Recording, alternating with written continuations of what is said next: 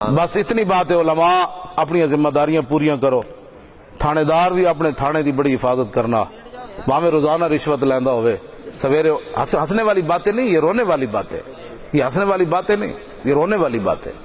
समझ आई ना बात? हुजूर का दीन होगा ना, फिर उमर से भी पूछा जाएगा सुबह ये कुर्ता कैसे बना। हाँ, ये पानामा लीक्स बनने ही नहीं देता। इस्लाम इतना डाढ़ा है।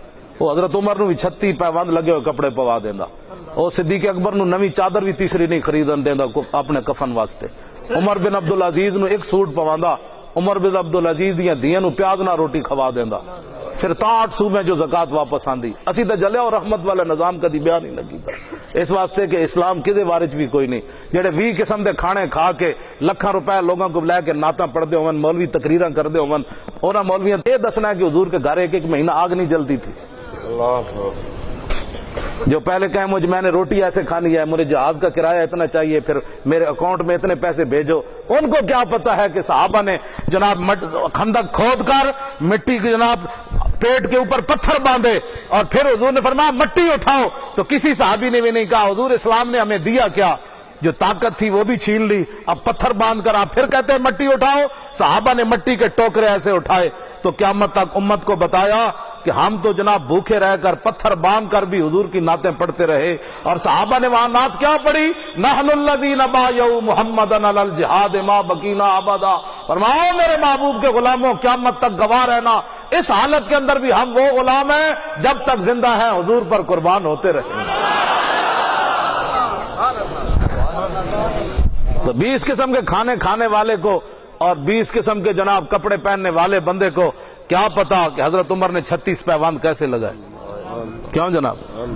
ये रहमत वाला निजाम बयान करें उलमा, वरना क़यामत वाले दिन हुजूर के सामने मैं जी जब रात को रोना होता है ना हजरत साहब, रात को जब मुझे रोना होता है लोगों के सामने तो वैसे भी नहीं अच्छा लगता, लोग रियाकारी समझते हैं, तो मैं इस हदीस को रात को पढ़ के रोता हूँ, या रसूलल्लाह सब कुछ आपकी वजह से। हाँ जी, बर्रा बिन आज़िम कहते हैं रहे तो रसूलुल्लाह यौमल खंदक के, फरमाया मैंने खंदक वाले दिन रसूलुल्लाह को देखा यनकुल तुराबा अला ज़ारिही, हुजूर मिट्टी के टोकरे अपनी कमर पर उठा कर ले जा रहे थे।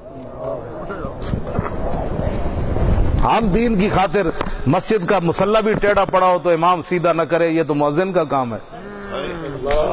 और मुअज्जिन लेट हो जाए तो कहा मैं अजान नहीं दे सकता, मैं तो खतीब जो हुआ। आला हजरत बरेलवी ने लिखा फतावा रिज़विया में, हजरत उमर फरमाया करते थे अगर खिलाफत की इतनी बड़ी जिम्मेदारी मेरे सर न होती तो मैं आजान भी खुद दिया करता।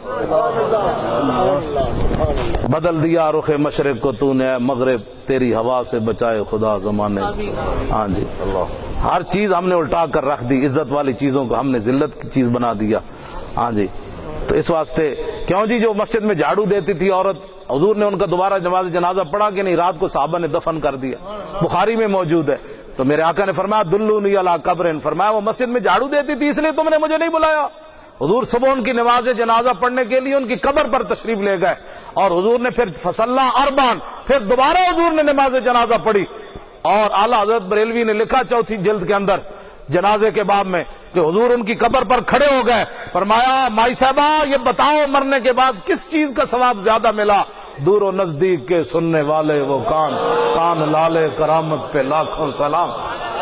तो थोड़ी देर के बाद मेरे आका ने फरमाया ये माई साहबा कह रही थी मुझे सबसे ज्यादा सवाब मस्जिद में झाड़ू देने का मिला।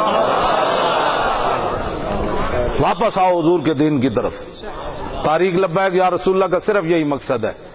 मैंने मुड़ के तज़ारबा याज़रिबू पढ़ाना है, ठीक है। मुझे आज भी एक नौजवान कह रहे थे उधर हजरत मुफ्ती साहब की मस्जिद में कि आपने पढ़ाना बंद कर दिया। मैंने कहा मेरे वाली सीट कोई संभाल ले तो मैं दोबारा पढ़ाना शुरू कर दूं। आप हजरात जो है वो हुजूर के दीन का काम करें। दीन का जब काम आप करेंगे तो मालिक देख रहे हैं।